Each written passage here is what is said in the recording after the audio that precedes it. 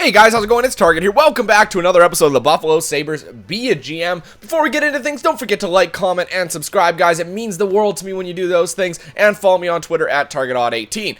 Alright, let's jump into things right now. Let's take a look. Now, one of the things that we do need to address are some of the players we have on our lineup. Because remember when I left off, some of those guys were still listed as depth? Well, that's because we hadn't saved and reloaded and done all that fun stuff. So, actually, they're not depth players. They're actually active players now. So if I go to, let's go to coaching options. We'll go to edit lines.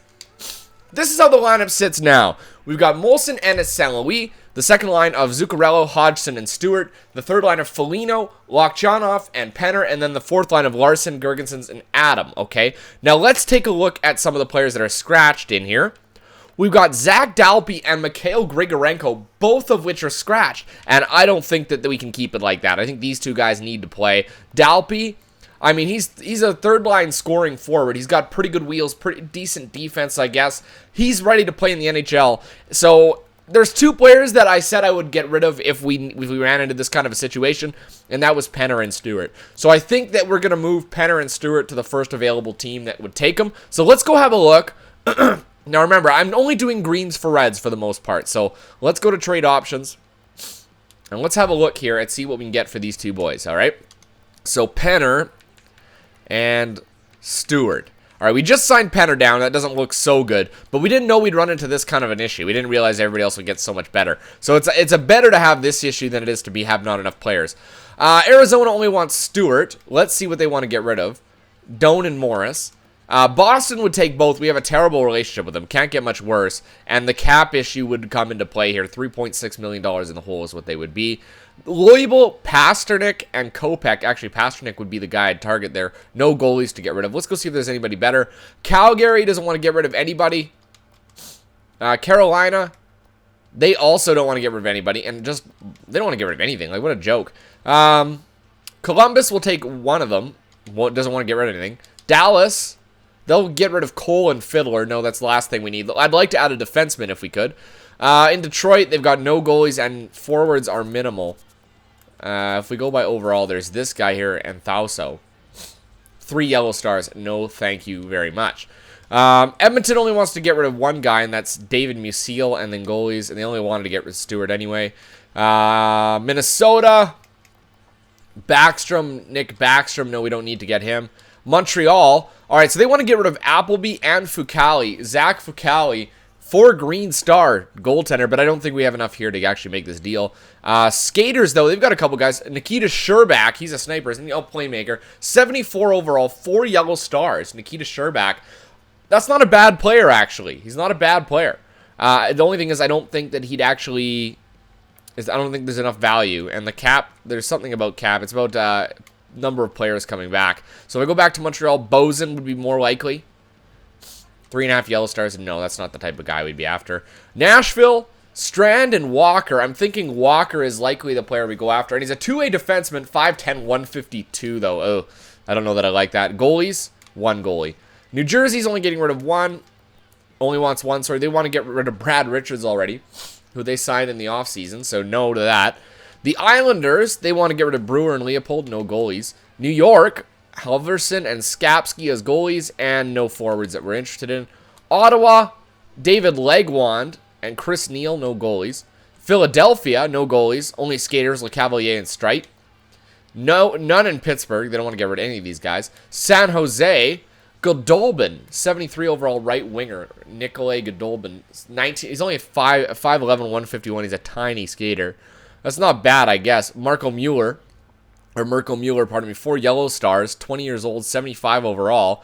Good size frame. And then we run into cap space issue, and these guys don't quite total up to it. St. Louis wants both. Carlo and Maskant, nothing there. And then Martin Brodeur and Dia. That's okay. Tampa Bay, Gianta and Morrow. Toronto, Vancouver, Washington. All right, they got a couple guys. Madison Bowie, Jeremy Waugh, Jeremy Waugh, offensive defenseman, not bad. And then we've also got Anderson. What's his deal? Rasmus Anderson, 4 yellow stars, Rasmus Anderson. They want to get rid of any goalies? They do. They've got Earl here, 67 overall goalie, 4 yellow stars, Joe Earl. No, I think you can find goalies pretty commonly. So I'm thinking Madison Bowie because he is signed to a contract. And he's a good two-way defenseman, 71 overall, two-way defenseman, 20 years old. And he's got a great shot. What about Madison Bowie? He played in the World Juniors. And, cap hit's going to come into play here, too. We'd have to ask for somebody in return as well. Like O'Brien.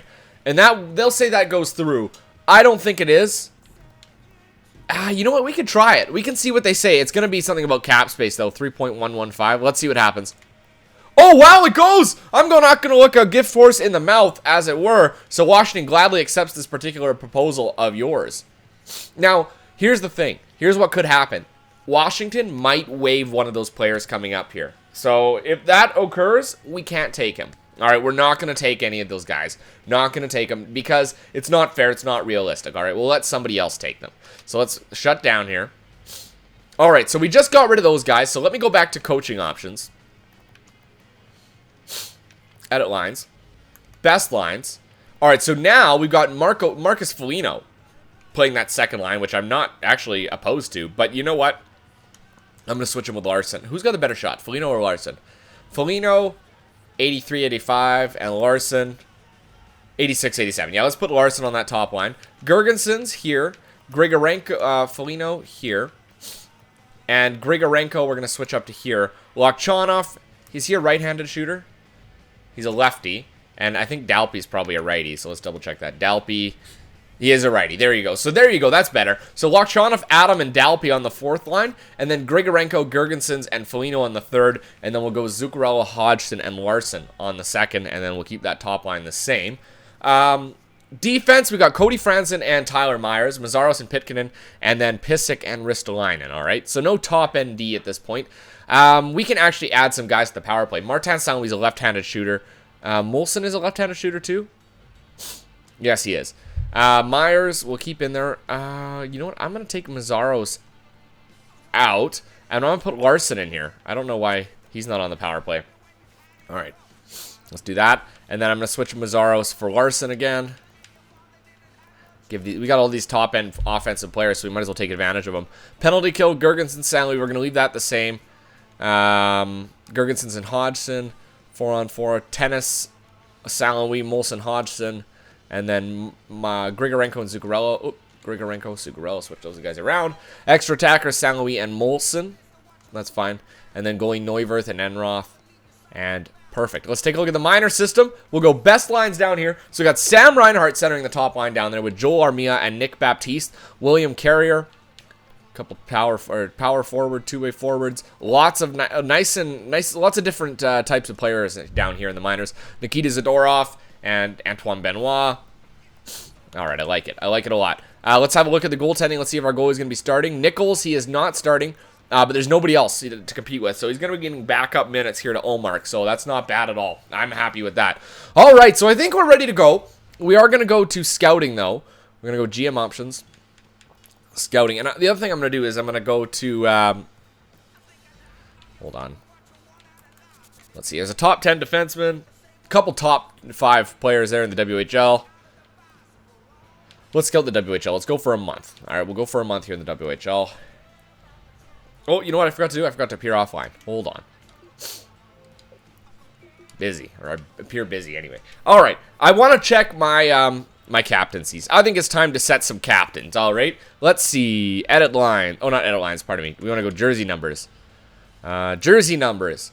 All right. So, set captains. We currently have our captain as Martin Saint-Louis.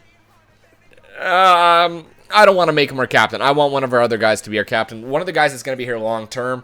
I think that we're going to make it for... You know what? Actually, Martin Saint-Louis might be a good one to be captain for now. Hodgson and Molson. I don't know. Yeah, okay, fine. We'll keep that... You know what? I want Myers to be my other assistant captain. I'd rather have Myers. There you go. Perfect, Tyler Myers. And then, because Sam Reinhart eventually is going to be our captain, and I think Martin Saint-Louis would be a nice bridge for us, all right? He's a nice...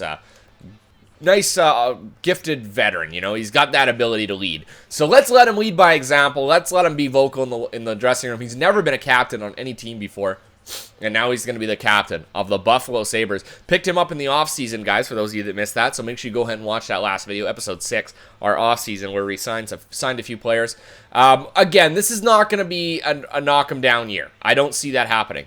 Hey, it's your boss. I know that we have to take a long-term approach to success of this franchise at this stage. I'll be happily surprised if you make the playoffs, but won't be angry if you don't. That's a nice kind of situation to be in. If your boss is not going to be too upset if you don't make the playoffs. I mean, yeah, we're not going to be the best team on the ice. We're not. We have some really good players, and we're doing our best right now to try and make a push for the playoffs with what we've got. Does that mean we're going to make it? No. It doesn't. And when we come to the trade deadline again, we lost again. When we come to the trade deadline, it's going to be a matter of the same situation happening again where we are buyers or sellers. And I'm not opposed to any of that, buying or selling, but we need to make a decision at a later date. Okay, hold on. Why did we not get any information on these guys? I'm going to go at it for another month. I don't understand. Because we could be very well picking in the top 10 in this year's draft. I don't know how many picks we have, but let's see. Some guys might be waived here. Nope. No waivers. All right. So they did assign their player, so that's kind of nice that we didn't have to do that. And a big 6-1 loss right out of the gate. I guess that one definitely does not come in overtime. And at the deadline, I think we'll make a decision on what we want. There's a couple... The problem is with our team, there's a couple pieces missing. Some serious pieces. We don't have that top-end scorer. We don't have that right now. We don't have that top-end shutdown D-man, or a guy that can contribute from the point. And we don't have that top-end goalie either. So I think what we're going to be doing is we're going to be winning a lot of games by committee. A lot of depth on our team is going to go a long way. So it's nice that we've got 83s and 84s throughout the lineup, but it's also going to hurt us too. I mean, look at Grigorenko, though. He's having a good start. You can't hang your hat on that, though. I mean, it seems like in this game, players always start off really, really strong, and then they slow down a lot later. I mean, he's got 6 goals in 7 games, playing the third line. So it's nice. He's got those sheltered minutes right now. Not much defensive pressure. He's playing against weaker opponents, and he's taking advantage of it.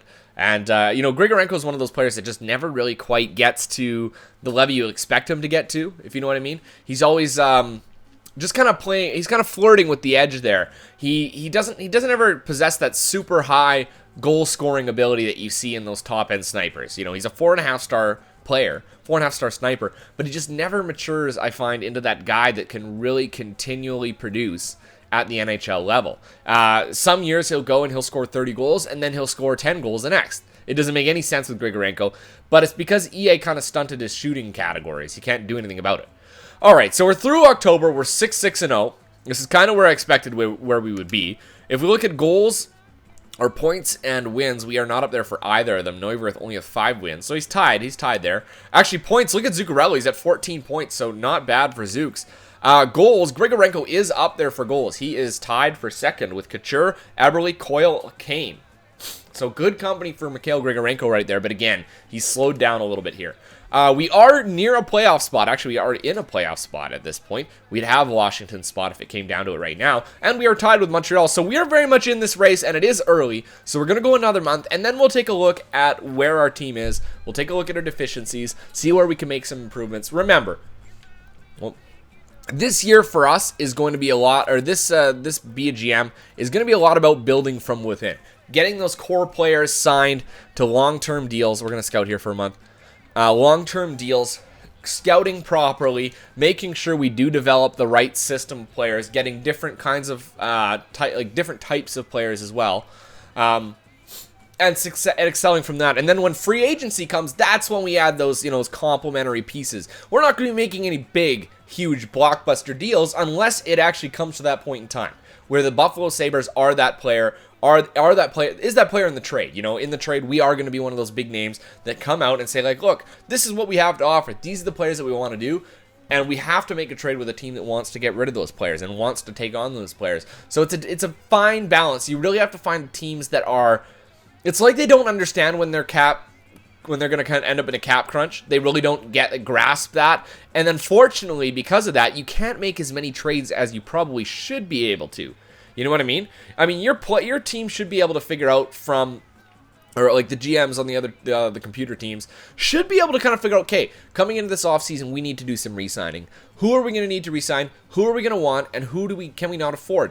These are the type of players whose value will go down at the draft. Give them the opportunity to sign. Maybe next year for NHL 16, what they can do is give the addition of what you call conditional picks. In the NHL, teams can trade what's called a conditional pick. Now, sometimes...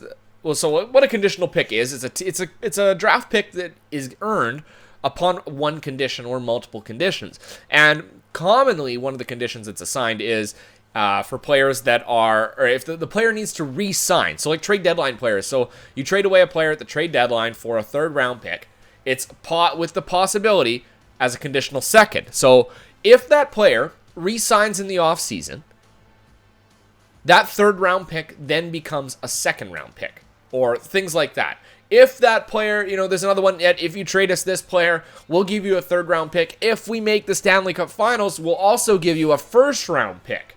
All right, so those are the type of trades that are made in the NHL. So, it can be a very, very good deal for teams trading conditional picks. So it'd be nice to see that make its way. Let's just continue. It's one more day. Make its way into the NHL 15, NHL 16 game. There you go. So that's the end of that one. So we're through to December 1st, pardon me.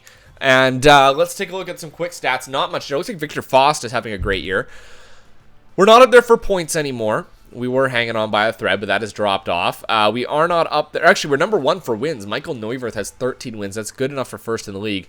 We look at goals. Zuccarello actually is in the race for goals. Hall and Eberle both have 14 goals as well. So it's a nice tight race here. John Tavares leads, though.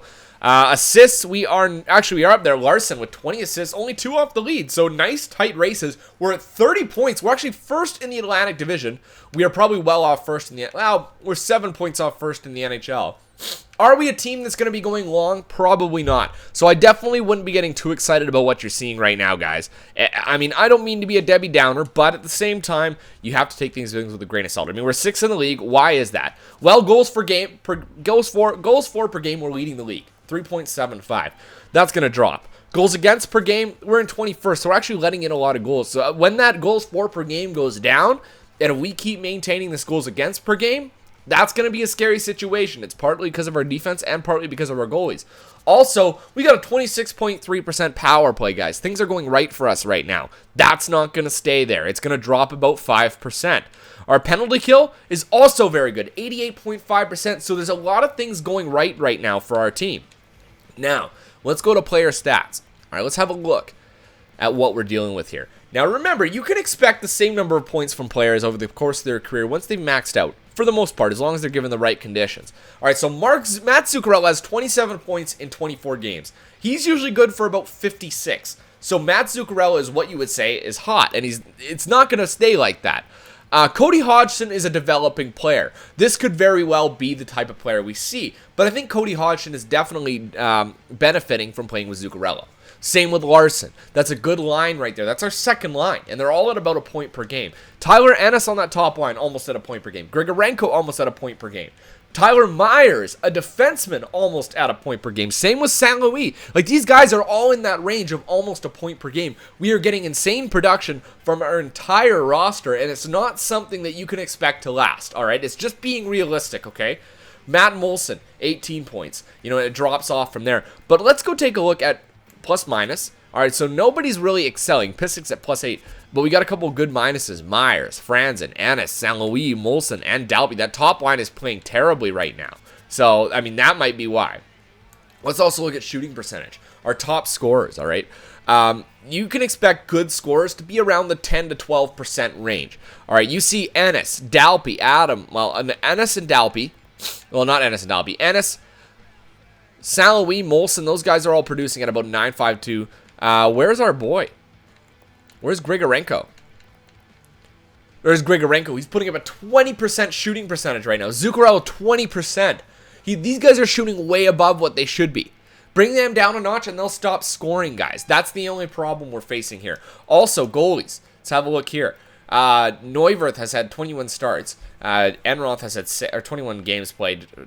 And they're both putting up a 90. So not a very good save percentage. That's probably going to stay the same. 90% is about what these guys are capable of. You look at his past history.